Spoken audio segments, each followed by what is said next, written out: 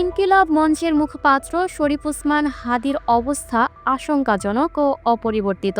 রোববার ১৪ ডিসেম্বর সকালে একটি সিটি স্ক্যান করা হয়েছে। তার ভিত্তিতে মেডিকেল ব্রিফ করা হয়।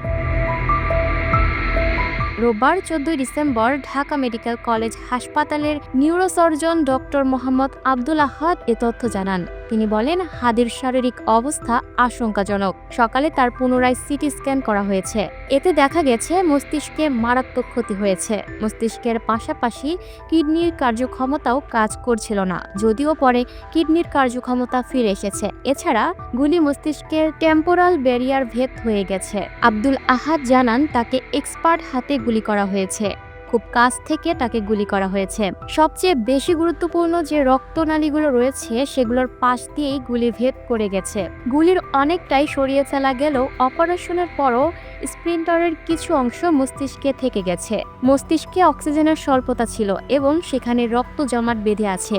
লাইফ সাপোর্টে ফুসফুস অপরিবর্তিত অবস্থায় রয়েছে। তিনি আরও বলেন, হাদি বর্তমানে নিবিড় পর্যবেক্ষণে আছেন। এ অবস্থায় পরিবার তাকে বিভিন্ন জায়গায় নেয়ার চেষ্টা করছে।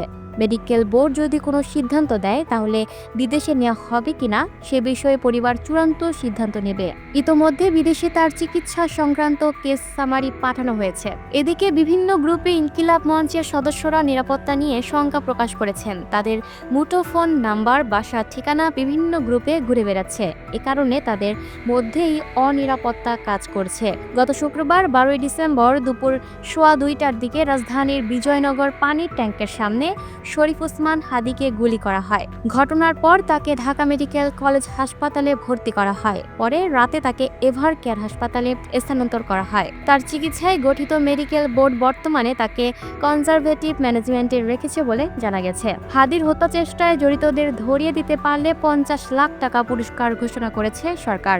শনিবার ১৩ ডিসেম্বর সচিবালয়ে আইন শৃঙ্খলা সংক্রান্ত কোর কমিটির বৈঠক শেষে স্বরাষ্ট্র উপদেষ্টা লেফটেন্যান্ট জেনারেল অবসরপ্রাপ্ত মোহাম্মদ জাহাঙ্গীর আলম চৌধুরী এই ঘোষণা দেন।